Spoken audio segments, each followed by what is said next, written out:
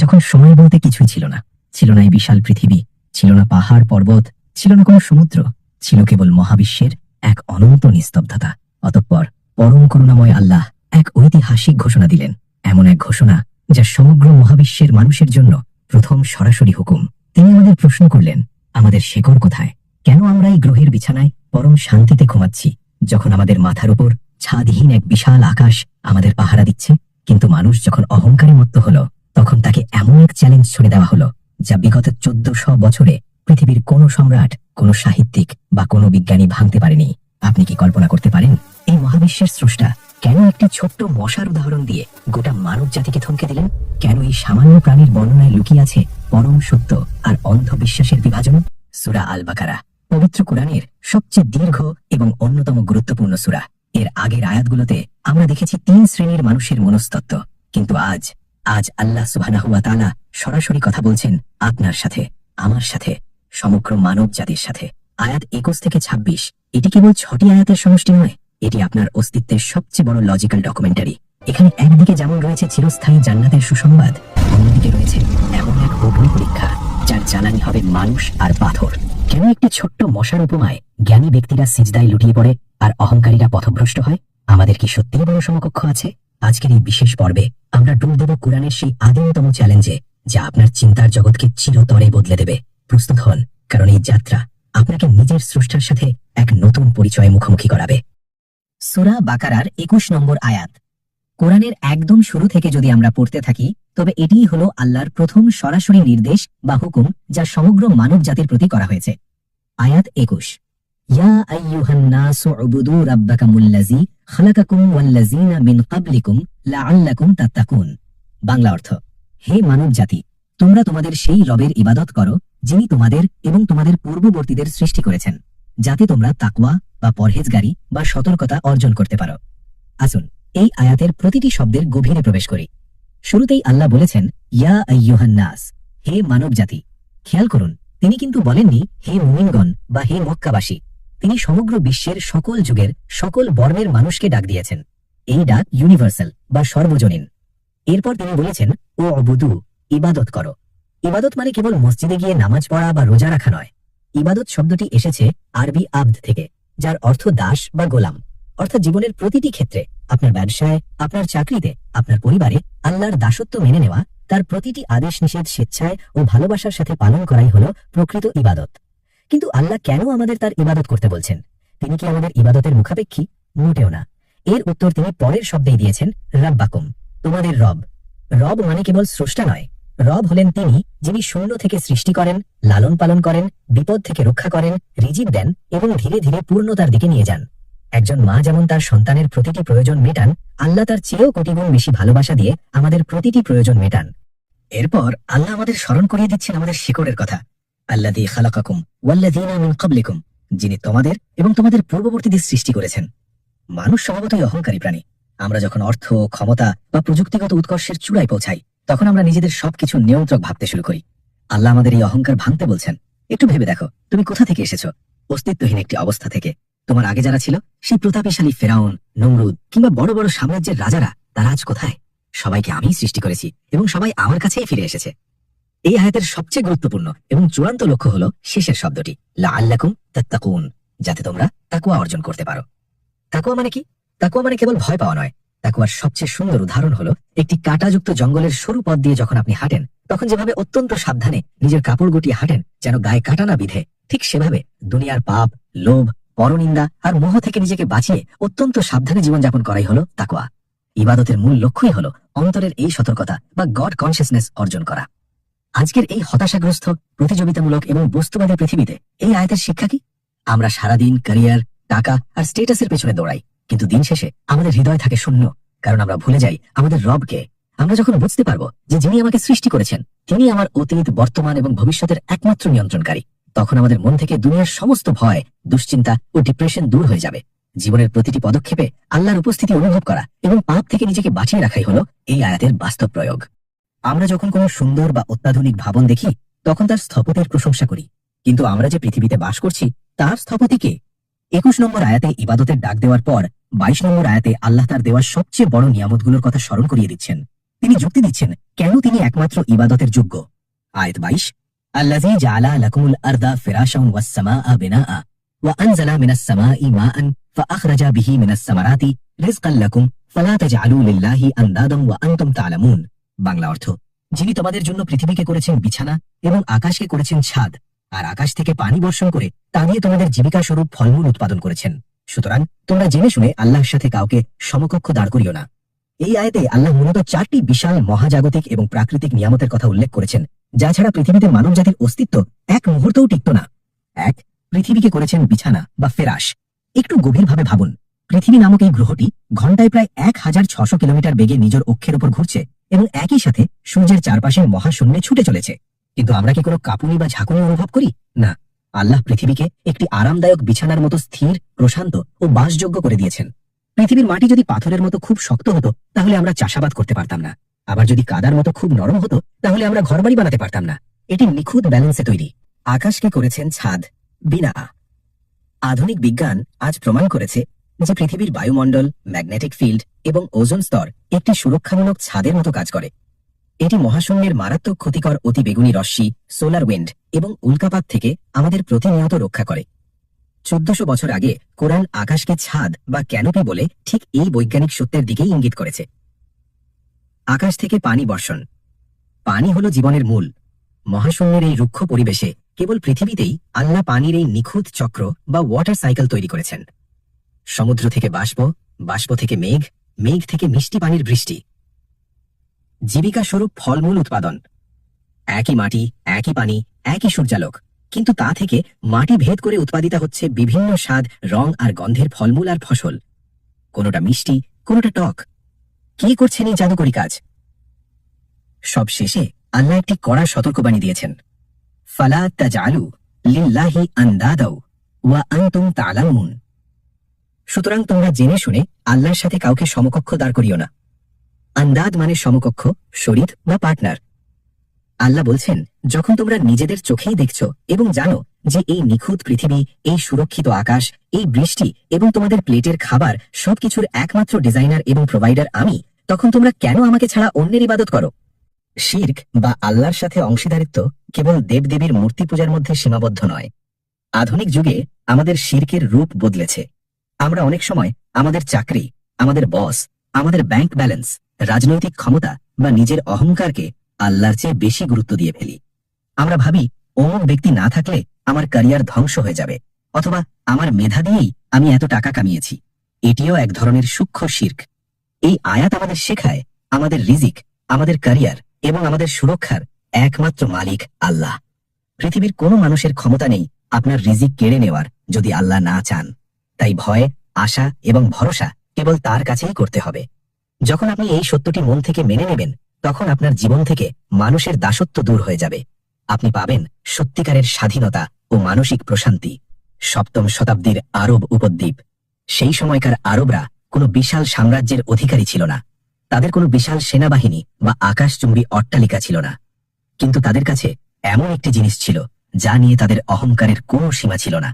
তা হল তাদের ভাষা। তারা ছিল শব্দের জাদুকর। তাদের কবিতা ছিল তাদের সবচেয়ে বড় অস্ত্র। ঠিক সেই সময় যখন ভাষার অহংকারে তারা অন্ধ, তখন আল্লাহ সুবহানাহু ওয়া তাআলা সূরা বাকারার 23 নম্বর আয়াতে এমন এক চ্যালেঞ্জ ছুড়ে দিলেন যা সমগ্র আরবের সাহিত্যিক ভিত্তিকে নাড়িয়ে দিল। এমন এক চ্যালেঞ্জ যা আজ 1400 বছর পরও উন্মুক্ত।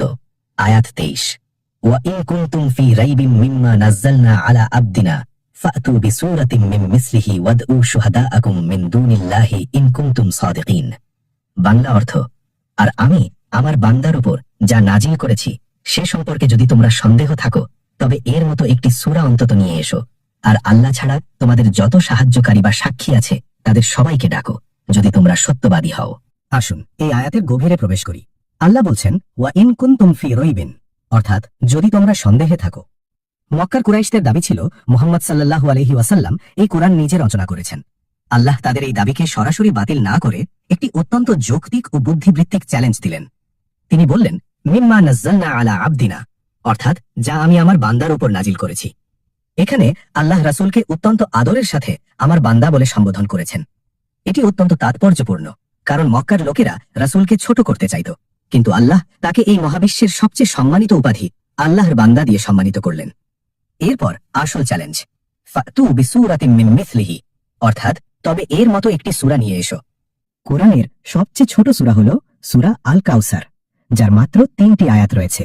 আল্লাহ বললেন, পুরো কোরআন আনতে হবে না, 10টি সূরাও আনতে হবে না, মাত্র একটি সূরা, মাত্র 3টি লাইনের একটি রচনা নিয়ে এসো, যা ভাষাগত সৌন্দর্য, ব্যাকরণগত নির্ভুলতা, অন্তর্নিহিত অর্থ এবং প্রভাবের দিক থেকে কোরআনের সমকক্ষ হবে। শুধু তাই নয়, আল্লাহ তাদের শর্ত আরো সহজ করে দিলেন। তিনি বললেন, ওয়াদউ শুহাদাআকুম মিন দুনিল্লাহি, অর্থাৎ আল্লাহ ছাড়া তোমাদের যত সাহায্যকারী আছে তাদের ডাকো। তোমাদের যত বড় বড় কবি আছে, সাহিত্যিক আছে, জিন জাতি আছে, তোমাদের মিথ্যা উপাস্যরা আছে, সবাই মিলে একসাথে চেষ্টা করো। ইতিহাস সাক্ষী, মক্কার ওয়ালিদ ইবনে মুগীরার মতো শ্রেষ্ঠ ভাষাবিদরা কোরআন শুনে স্তব্ধ হয়ে গিয়েছিল। তারা স্বীকার করতে বাধ্য হয়েছিল যে এই বাণী কোনো মানুষের হতে পারে না।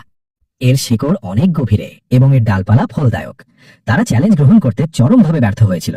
আজকের যুগেও অনেক মানুষ ইসলাম ও কোরআন নিয়ে সন্দেহ পোষণ করে। তারা বিভিন্ন বৈজ্ঞানিক বা যৌক্তিক প্রশ্ন তোলে। এই আয়াতটি আমাদের শেখায় যে সত্যের ভিত্তি অত্যন্ত মজবুত। কোরআন কোনো অন্ধবিশ্বাসের বই নয়, এটি একটি চ্যালেঞ্জিং এবং বুদ্ধিবৃত্তিক কিতাব। আপনি যদি সত্যের সন্ধানী হন, তবে কোরআন পড়ুন, আপনার অন্তরের সমস্ত সন্দেহ দূর হয়ে যাবে। আর যারা ইসলাম বিরোধিতায় লিপ্ত, তাদের জন্য এই আয়াত একটি চিরস্থায়ী প্রমাণ যে তারা যত চেষ্টাই করুক না কেন, আল্লাহর সত্যকে তারা কখনোই মিথ্যা প্রমাণ করতে পারবে না। চ্যালেঞ্জ দেওয়া হলো, কিন্তু অহংকারী মানুষগুলো কি তা মানল? না, তারা জানতো তারা ব্যর্থ, তবুও তারা জেদ ধরে রইল। ঠিক তখন আল্লাহ এমন একটি আয়াত নাজিল করলেন যা মানব ইতিহাসের অন্যতম শ্রেষ্ঠ ভবিষ্যৎবাণী। এটি এমন এক ঘোষণা যা মানুষের দুর্বলতাকে নগ্ন করে দেয়। আয়াত 24, فَإِن لَّمْ تَفْعَلُوا وَلَن تَفْعَلُوا فَاتَّقُوا النَّارَ الَّتِي وَقُودُهَا النَّاسُ وَالْحِجَارَةُ أُعِدَّتْ لِلْكَافِرِينَ। বাংলা অর্থ, অতঃপর যদি তোমরা তা করতে না পারো, আর তোমরা কখনোই তা করতে পারবে না, তবে সেই আগুনকে ভয় করো যার জ্বালানি হবে মানুষ আর পাথর, যা প্রস্তুত রাখা হয়েছে কাফেরদের জন্য। এই আয়াতের সবচেয়ে বিস্ময়কর অংশটি হল ওয়ালান তাফআলু, অর্থাৎ আর তোমরা কখনোই তা করতে পারবে না। একটু চিন্তা করুন, এটি একটি ওপেন প্রফেসি বা উন্মুক্ত ভবিষ্যৎবাণী। কোরআন নাজিল হওয়ার পর থেকে আজ 1400 বছর বেশি সময় পার হয়ে গেছে। পৃথিবীর ইতিহাসে কত বড় বড় সাহিত্যিক, দার্শনিক, বিজ্ঞানী আর ভাষাবিদ এসেছেন। তারা ইসলামকে ধ্বংস করার জন্য কোটি কোটি ডলার খরচ করেছেন, অজস্র বই লিখেছেন, কিন্তু কোরআনের মতো একটি ছোট সূরা বানানোর চ্যালেঞ্জ আজ পর্যন্ত কেউ পূরণ করতে পারেনি। আল্লাহর এই একটি বাক্য, তোমরা কখনোই তা করতে পারবে না, 1400 বছর ধরে সত্য প্রমাণিত হয়ে আসছে এবং কিয়ামত পর্যন্ত সত্য থাকবে। অতঃপর আল্লাহ তাদের সতর্ক করছেন চরম পরিণতির কথা স্মরণ করিয়ে দিয়ে, ফাত্তাকুন নারাল্লাতী ওয়াকুদুহান নাসু ওয়াল হিজারাতু, তবে সেই আগুনকে ভয় করো যার জ্বালানি হবে মানুষ আর পাথর। সাধারণত আগুন জ্বালানো হয় কাঠ বা কয়লা দিয়ে, কিন্তু জাহান্নামের আগুন এতই ভয়াবহ যে তার প্রাথমিক জ্বালানি হবে মানুষ এবং পাথর। পাথর বলতে এখানে কি বোঝানো হয়েছে? তাফসীরকারকগণ বলেন, এটি হতে পারে গন্ধক বা সালফারের পাথর, যা প্রচন্ড তাপ উৎপন্ন করে এবং ভয়াবহ দুর্গন্ধ ছড়ায়। আবার এটি হতে পারে সেই সব পাথরের মূর্তি যাদের মক্কার কুরাইশরা পূজা করত। আল্লাহ সেদিন সেই মূর্তিগুলোকে আগুনের জ্বালানি বানিয়ে তাদের উপাসকদের সাথেই পোড়াবেন, যাতে তাদের মানসিক যন্ত্রণা আরো বহুগুণ বেড়ে যায়।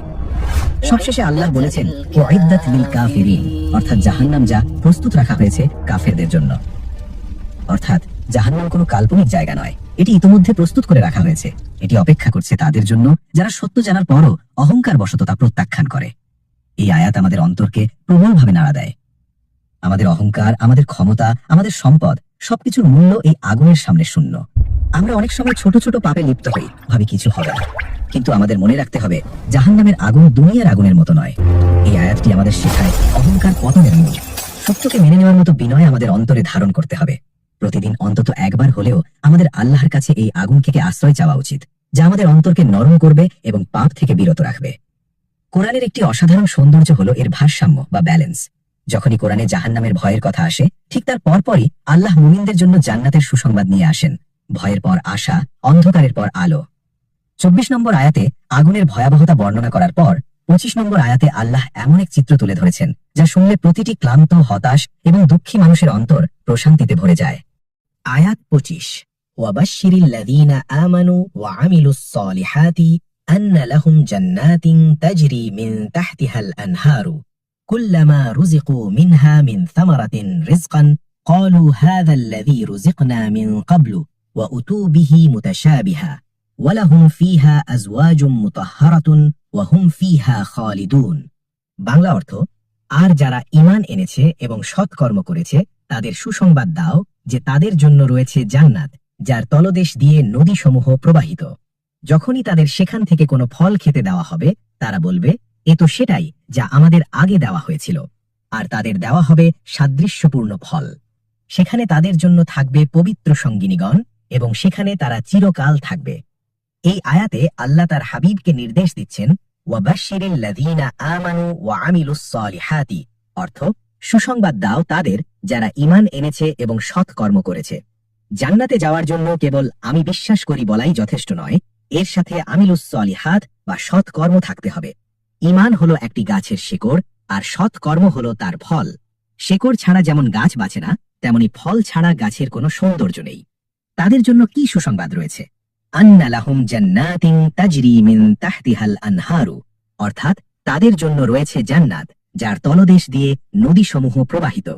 মরুভূমির তপ্ত আরবের মানুষের কাছে পানির চেয়ে প্রিয় কিছু ছিল না। আল্লাহ তাদের এমন এক বাগানের কথা বলছেন যেখানে পানির কোনো অভাব নেই, সুন্দর প্রাসাদ, আর তার নিচ দিয়ে বয়ে চলেছে স্ফটিক স্বচ্ছ পানির নদী, দুধের নদী, মধুর নদী। এটি কেবল একটি দৃশ্য নয়, এটি অনন্ত প্রশান্তির একটি রূপক। এরপর আল্লাহ জান্নাতের খাবারের একটি চমৎকার মনস্তাত্ত্বিক দিকের কথা বলেছেন। কুল্লামা রুজিকু মিনহা মিন সামারাতির রিজকান ক্বালু হাযাল্লাযী রুজিকনা মিন ক্বাবলু ওয়া উতু বিহি মুতাশাবিহা, অর্থাৎ যখনই তাদের সেখান থেকে কোনো ফল খেতে দেওয়া হবে, তারা বলবে, এ তো সেটাই যা আমাদের আগে দেওয়া হয়েছিল। আর তাদের দেওয়া হবে সাদৃশ্যপূর্ণ ফল। জান্নাতীরা যখন আপেল, আঙ্গুর বা ডালিম দেওয়া হবে, তারা দেখতে দুনিয়ার ফলের মতোই হবে। জান্নাতীরা খুশি হয়ে বলবে, আরে এগুলো তো দুনিয়াতেই খেয়েছি। কিন্তু যখন তারা তাতে কামড় দেবে, তখন তারা এক অকল্পনীয়, অবিশ্বাস্য নতুন স্বাদ অনুভব করবে। দেখতে এক, কিন্তু স্বাদে অনন্ত গুণ উন্নত। এটি তাদের আনন্দ ও বিস্ময়কে বহুগুণ বাড়িয়ে দেবে। আর মানুষের সবচেয়ে বড় মানসিক প্রশান্তির জায়গা হলো তার জীবনসঙ্গী। তাই আল্লাহ বলছেন, ওয়ালাহুম ফিহা আজওয়াজুম মুতাহহারাতুন, অর্থাৎ সেখানে তাদের জন্য থাকবে পবিত্র সঙ্গিনীগণ। দুনিয়ার মানুষের ভেতরে রাগ, অভিমান, শারীরিক অসুস্থতা বা মানসিক দূরত্ব থাকে, কিন্তু জান্নাতের সঙ্গীরা হবে মুতাহহারাতুন, অর্থাৎ বাহ্যিক ও অভ্যন্তরীণ সকল প্রকার মলিনতা, নেতিবাচক চিন্তা এবং অপবিত্রতা থেকে সম্পূর্ণ মুক্ত। তারা হবে নিখুঁত এবং পবিত্র। আর এই সব কিছুর পর মানুষের মনে একটাই ভয় থাকে, এই সুন্দর জীবন কি একদিন শেষ হয়ে যাবে? আল্লাহ সেই ভয়েরও অবসান ঘটিয়েছেন আয়াতের শেষ শব্দে, ওয়াহুম ফিহা খালিদুন, এবং সেখানে তারা চিরকাল থাকবে। সেখানে কোনো মৃত্যু নেই, কোনো বার্ধক্য নেই, কোনো ডিপ্রেশন নেই। অনন্তকাল ধরে কেবল শান্তি আর শান্তি। আজকের পৃথিবীতে আমরা অনেক কষ্ট সহ্য করি। হয়তো আপনি একটি হালাল চাকরির জন্য স্ট্রাগল করছেন, হয়তো আপনি পর্দার বিধান মানতে গিয়ে সমাজের মানুষের কটু কথা শুনছেন, কিংবা হয়তো কোনো অসুস্থতায় ভুগছেন। এই আয়াতটি আপনাকে বলছে, হতাশ হবেন না। আপনার প্রতিটি কষ্টের, প্রতিটি ত্যাগের হিসাব আল্লাহর কাছে জমা হচ্ছে। দুনিয়ার এই ক্ষণস্থায়ী কষ্টের বিনিময়ে আল্লাহ আপনার জন্য এমন এক রাজত্ব সাজিয়ে রেখেছেন যা কখনো শেষ হবে না। যখনই জীবনে কষ্ট আসবে, চোখ বন্ধ করে এই জান্নাতের কথা স্মরণ করবেন। দেখবেন আপনার সমস্ত ক্লান্তি নিমেষেই দূর হয়ে গেছে। মক্কার অহংকারী কাফির এবং মদিনার মুনাফিকরা কোরআনের বিশালত্ব দেখে দিশেহারা হয়ে পড়েছিল। তারা কোরআনের সাহিত্যিক চ্যালেঞ্জের কোনো জবাব দিতে না পেরে শুরু করল এক নতুন ষড়যন্ত্র, উপহাস। যখন পবিত্র কোরআনে মূর্তি পূজার অসারতা বোঝাতে মাছি বা মাকড়সার উপমা দেওয়া হলো, তখন তারা হাসাহাসি করে বলল, মোহাম্মদের রব এ কেমন কথা বলেন? যিনি এই বিশাল বিশ্ব ব্রহ্মাণ্ডের স্রষ্টা, তিনি কেন মশা, মাছি বা মাকড়সার মতো তুচ্ছ প্রাণীর উপমা দেবেন? এটা তো কোনো ঐশীবাণীর ভাষা হতে পারে না। মানুষের এই মূর্খতা আর অহংকারের জবাব দিলেন আল্লাহ সুবহানাহু ওয়া তাআলা অত্যন্ত কঠোর এবং সরাসরি ভাষায়। নাজিল হল সূরা বাকারার ২৬ নম্বর আয়াত। আয়াত ২৬, ইন্নাল্লাহা লা ইয়াস্তাহইয়া আইয়াদরিবা মাসালাম মা বাউদাতান ফামা ফাওকাহা ফাআম্মাল্লাযীনা আমানু ফায়ালামুনা আন্নাহুল হাক্কু মির রাব্বিহিম ওয়া আম্মাল্লাযীনা কাফারু ফায়াকুলুনা মাযা আরাদান্নাহু বিহাযা মাসালা ইউদিল্লু বিহি কাসীরাও ওয়া ইয়াহদি বিহি কাসীরাও ওয়া মা ইউদিল্লু বিহি ইল্লাল ফাসিকিন। বাংলা অর্থ, নিশ্চয়ই আল্লাহ কোনো মশা কিংবা তার চেয়েও ক্ষুদ্র বা ঊর্ধ্বের কোনো উপমা দিতে লজ্জাবোধ করেন না। সুতরাং যারা মুমিন তারা জানে যে এটি তাদের রবের পক্ষ থেকে আসা চিরসত্য। আর যারা কাফির তারা বলে, এই উপমা দিয়ে আল্লাহ কি বোঝাতে চেয়েছেন? এর মাধ্যমে তিনি অনেককে পথভ্রষ্ট করেন এবং অনেককে সৎ পথ দেখান, তবে তিনি ফাসিক ছাড়া অন্য কাউকে পথভ্রষ্ট করেন না। আসুন এই আয়াতের প্রতিটি শব্দে লুকিয়ে থাকা বিশালত্ব উপলব্ধি করি। আল্লাহ বলছেন, ইন্নাল্লাহা লা ইয়াস্তাহয়ি, নিশ্চয় আল্লাহ লজ্জা বোধ করেন না। আল্লাহ কেন লজ্জা পাবেন? একটি মশা কি নিজে নিজে তৈরি হয়েছে? একটি হাতির বিশালত্ব দেখে আমরা যেমন অবাক হই, একটি মশার ক্ষুদ্রতার মাঝে লুকিয়ে থাকা নিখুঁত বায়োলজিক্যাল ইঞ্জিনিয়ারিং কি তার চেয়ে কম বিস্ময়কর? আল্লাহ ১৪০০ বছর আগেই বলেছেন, ফামা ফাওকাহা, কিংবা তার চেয়েও ক্ষুদ্র বা ঊর্ধ্বের কিছু। বিজ্ঞান আজ প্রমাণ করেছে মশার পিঠের উপর আরো ক্ষুদ্র পরজীবী ব্যাকটেরিয়া বা মাইট বসবাস করে। সুবহানাল্লাহ। কিন্তু মানুষের দৃষ্টিভঙ্গি দেখুন। আয়াতের পরের অংশে আল্লাহ বলছেন, একই কোরআন পড়ে একই উপমা শুনে মানুষের প্রতিক্রিয়া হয় দুই রকম। ফাআম্মাল্লাযীনা আমানু ফায়া'লামুনা আন্নাহুল হাক্ক। যারা মুমিন তারা জানে যে এটি সত্য। মুমিনদের অন্তর পরিষ্কার, তারা বাহ্যিক রূপ দেখে বিচার করে না, তারা স্রষ্টার প্রজ্ঞার দিকে তাকায়। কিন্তু ওয়া আম্মাল্লাযীনা কাফারু, অর্থাৎ যারা কাফের বা অহংকারী, তারা বলে মাযা আরাদাল্লাহু বিহাযা মাসালা। এই তুচ্ছ উপমা দিয়ে আল্লাহ কি বোঝাতে চেয়েছেন? তাদের অন্তরে আছে বক্রতা, তারা শেখার জন্য পড়ে না, তারা ভুল ধরার জন্য পড়ে। আর এভাবেই ইউদিল্লু বিহি কাসীরান ওয়া ইয়াহদি বিহি কাসীরা, এর মাধ্যমে তিনি অনেককে পথভ্রষ্ট করেন এবং অনেককে সৎ পথ দেখান। কোরআন একটি কষ্টি পাথরের মতো। যার অন্তরে অহংকার আছে, কোরআনের এই আয়াতগুলো পড়লে তার অহংকার আরো বেড়ে যায় এবং সে পথভ্রষ্ট হয়। আর যার অন্তরে বিনয় আছে, সে হেদায়েত পেয়ে যায়। এই আয়াত আমাদের জন্য এক বিশাল শিক্ষণীয় বিষয়। আমাদের জীবনে অনেক সময় আল্লাহর এমন কিছু বিধান বা শরীয়তের নিয়ম সামনে আসে যা হয়তো আমাদের ক্ষুদ্র যুক্তিতে বা আধুনিক সমাজের চোখে বেমানান বা ছোট মনে হতে পারে। যেমন ধরুন, পর্দা করা, দাড়ি রাখা বা হালাল হারামের ছোটখাটো বিষয়গুলো। অনেক মানুষ বলে, আরে এত ছোট বিষয় নিয়ে আল্লাহ কেন মাথা ঘামাবেন? ঠিক এখানেই পরীক্ষা। আপনি যদি বিনয়ী হন, তবে আপনি বলবেন, আমার রব বলেছেন, সুতরাং এটাই সত্য। আর যদি অহংকার থাকে, তবে আপনি যুক্তি খুঁজবেন এবং ফাসিকদের অন্তর্ভুক্ত হয়ে যাবেন। আল্লাহর কোনো বিধানকে তুচ্ছ বা ছোট মনে করার অবকাশ নেই। আজকের এই পর্ব থেকে আমরা কি শিখলাম? আমরা কি আমাদের প্রাত্যহিক জীবনে সেই রবের দেওয়া নিয়ামতগুলোর শুকর আদায় করছি? কমেন্টে আপনার অনুভূতি আমাদের জানান। ভিডিওটি ভালো লাগলে শেয়ার করুন, যাতে এই মহাজাগতিক সত্য সবার কাছে পৌঁছে যায়। খুব শীঘ্রই দেখা হচ্ছে সূরা আল বাকারা পর্ব 3-এ। ততক্ষণ পর্যন্ত নিজেদের রবের স্মরণে রাখুন। আসসালামু আলাইকুম ওয়া রাহমাতুল্লাহ।